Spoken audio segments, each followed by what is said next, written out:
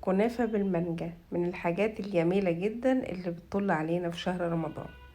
حتى لو موجودة طول السنة هي في رمضان ليها طعم مختلف جدا.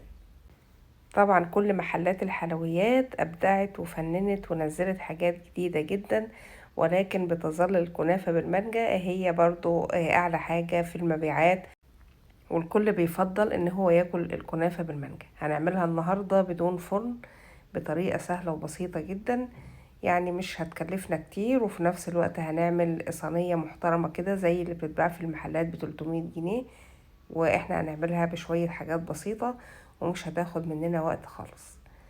لو انتوا اول مرة تشوفوني ياريت تشتركوا في القناة وتفعلوا زر الجرس على الكل علشان يوصلكم كل جديد. وكل سنة وانتوا طيبين، ويلا نسمي الله ونصلي على رسول الله ونبدأ فيديو النهاردة. عندي حوالي نص كيلو من الكنافة. طبعا الكنافة دي انا هجمدها عشان تبقى سهلة عليا في التقطيع. لو مش هنجمدها هنجيب بقى المقص او سكينة ونبدأ نقطعها كده قطع صغيرة، ولكن التجميد بيخلي الموضوع اسهل بكتير. لما شوفي تيجي تقطعيها كده وهي متجمدة مفيش، يعني بتتفتت في مفيش في ثواني. احنا مش عايزينها طبعا ناعمة قوي زي الدقيق كده، بس احنا عايزينها يعني تبقى في حجم نص الشعرية مثلا كده. كده فتتنا الكمية كلها، وطبعا النص كيلو او الربع كيلو او الكمية اللي هتعمليها يعني تبقى على حسب الصينية اللي انت هتحط فيها.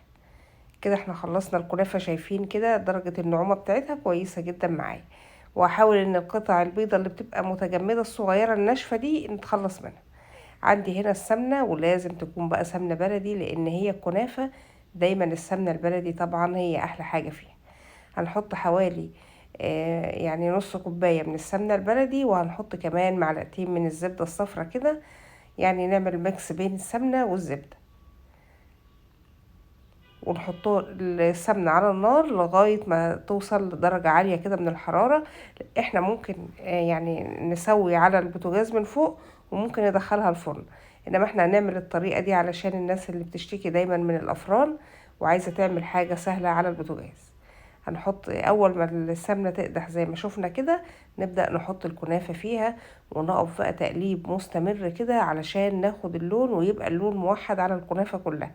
احنا عايزين هنا ما يبقاش واحدة فاتحة وواحدة غامقة، لا احنا طالما بقى قاعدين كده بنقلب براحتنا يبقى لازم نحافظ على اللون، ايدنا ما تطلعش منها ولا ثواني. ونخلي بالنا كده من الجناب علشان الكنافة تتقلب كويس جدا، تقليب كده من تحت لفوق ومستمر زي ما احنا شايفين. طبعا هي بدأت تلون كده دلوقتي وتاخد معانا لون. هنواصل التقليب كده لغاية ما يبقى اللون طبعا ذهبي خالص. الخطوات دي كلها بقى كنا ممكن نستغني عنها، ان احنا نحط الكنافة ونحط عليها الزبدة او السمنة وندخلها الفرن ونسيبها لما تاخد اللون بتاعها ونبدأ نكسرها. انما احنا يعني استغنينا عن الخطوة دي بان احنا معلش هنتعب بقى شوية كده على البوتاجاز. اول ما تاخد اللون مش هنسيبها في الطاسة بتاعتها، لان درجة الحرارة بتاعت الطاسة هتخلي اللون يتغمق، واحنا عايزين اللون يكون زي ما احنا شايفين كده. انا في الصينيه الصغيره دي هاخد ربع كيلو بس، وهخلي الربع التاني طبعا هنعمل بيه وصفه تانية. فاللي قدامنا دلوقتي ده ربع كيلو من الكنافه. اخدت اللون، شايفين اللون جميل ازاي كده، اللون واضح معايا تماما. هنسيبها بقى لما تبرد شويه كده وهنبدا نعمل الكريم شانتيه. دي كوبايه من بودره الكريم شانتيه الخام.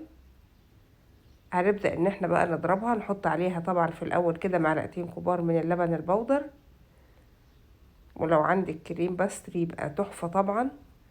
وهنبدأ نحط عليها لبن. هنحط كوباية لبن في الأول، وبعد كده هنشوف القوام هيعمل معانا ايه، وعلى حسب بقى القوام اللي انت عايزاه بتبدأي تخفيها. انما في الأول ما تزوديش عن كوباية اللبن.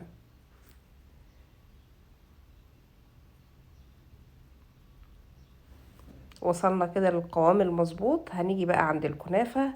احنا مش عايزين نحط شربات علشان ده بيخليها تتماسك قوي كده في بعضها، احنا عايزينها تبقى طعمها وقوامها مختلف شوية. فاحنا هنحط سكر بودرة، هنحط 3 معالق مثلا او معلقتين من السكر البودرة، وهنبدأ نقلبهم كده في الكنافة والغلطة هنا اني ما نخلتهمش، يا ريت تنخلوهم. عندي فراولة متفرزة وعندي طبعا مانجا متفرزة. هطلعهم كده وهقطعهم قطع صغيرة زي ما احنا شايفين، وهم لسه بتلجهم. زي ما قلت لكم ان يا ريت ننخل السكر، لان هو عامل تكتلات صغيرة عندي هنا لان ما اتنخلش كويس. هبدأ بقى في القالب او الصينية اللي انا هحط فيها، ممكن تعملي في كوبات صغيرة. نفرش شوية كده من الكنافة في القاع، ونضغط عليهم بالراحة كده بمعلقة، يعني هنسويهم بس لغاية الكمية كده ما تبقى مظبوطة. الكنافة اللي مرشوش عليها سكر بتبقى افضل من الكنافة اللي احنا هنسقيها شربات، والاتنين طبعا كويسين وينفعوا. انا طبعا هحط الكريم شانتيه في قمع الحلواني، وهبدأ ان انا هيسهل عليا جدا، وهبدأ ان انا كده ازين او ان انا اعمل الطبقة التانية من الكريم شانتيه. الموضوع عندنا هنا ان احنا بقى مش هنعمل اشكال، احنا بس بمجرد الحشو بس، دي هتسهل علينا. طبعا هنعمل بشكل عشوائي كده، وهنبدأ بقى ممكن نساوي بالمعلقة، وممكن علشان ده هيكون في وسط الصينية فمش هيكون باين. هنبدأ نحط كده شوية من الفراولة. الفراولة دي سكري اصلا، طعمها لوحده حلو كده، مش محتاج سكر ولا اي حاجة. ونبدأ نسويها بالشكل اللي احنا شايفينه ده، ونبدأ نحط بقى الطبقة التانية. ممكن لو مش حابين نضيف الفراولة يبقى كلها بالمانجا، ولكن حتى الفراولة بتدي ميكس حلو في الالوان معاه. لو في حبيبات سكر كبيرة زي كده ممكن نتخلص منها، ونبدأ بقى نحط الطبقة التانية كده من الكنافة ونسويها بايدينا. وطبعا بقية الكريمة هنبدأ نحط الطبقة دي كمان من الكريمة. زي ما احنا شايفين كده، انا شلت البلبلة بتاعة القمع وحطيت في الكيس، هيكون اسهل عليا، وكمان لان احنا مش محتاجين الاشكال. كده شكل عشوائي زي ما احنا شايفين، وبعدين نسويها.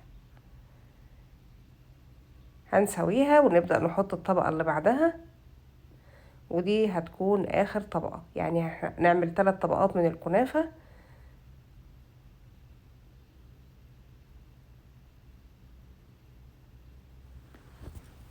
وهي يكفي 3 أو 4 طبقات بالكتير. وطبعا زي ما قلنا الحشو اللي في النص ممكن يكون كله مانجا.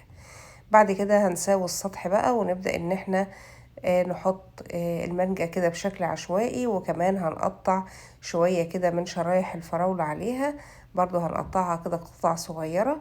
وطبعا لو عندك بقى جيل التلميع هتبدأي تلمعيها، او ما فيش جيل تلميع ممكن تجيبي شربات من بتاع الكنافة وتحطيه تلمعي بيه المانجا علشان لونها ما يغمقش معاكي.